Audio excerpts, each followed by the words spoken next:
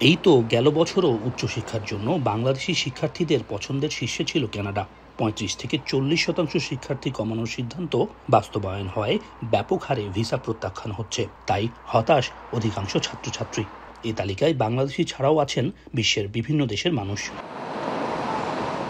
অন্যদিকে মার্কিন president Donald ট্রাম্পের নীতির কারণে যুক্তরাষ্ট্রে পড়তে যাওয়ার পথও আপাতত নেই, তাই সংকট হয়েছে আরও প্রকট।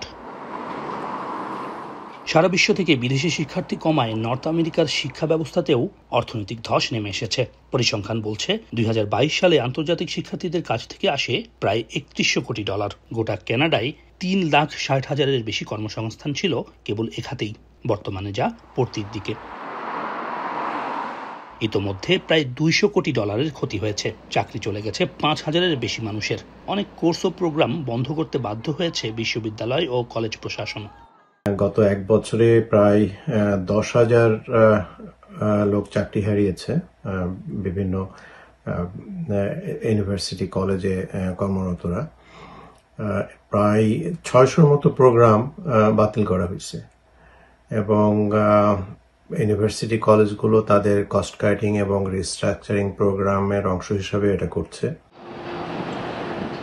এদেশে শিক্ষার্থীরা বৈধভাবে কাজ করতে পারেন, অনেক ব্যবসা প্রতিষ্ঠান তাই শিক্ষার্থী নির্ভর।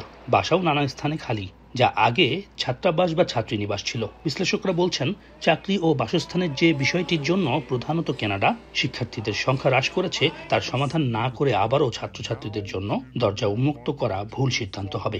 এখানকার এমপ্লয়ারদের সাথে সরাসরি যোগাযোগ করা, রিজিউমি ভালো প্রপার ওয়েতে তৈরি করে সাবমিট করা এবং তাদের সাথে যদি মেইল কমিউনিকেশন করা যায় তাহলে জবটা আরও সহজতর হবে পাওয়া।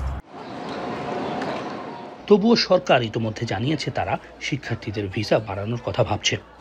যে ৪,৩৭,০০০ স্টাডি পারমিট দেওয়া হবে সেটা প্রভিন্সগুলোর মধ্যে পপুলেশন অনুযায়ী একাডেমিক ইনস্টিটিউশনের মধ্যে ভাগ করে দেওয়ার ব্যবস্থা করা হয়েছে।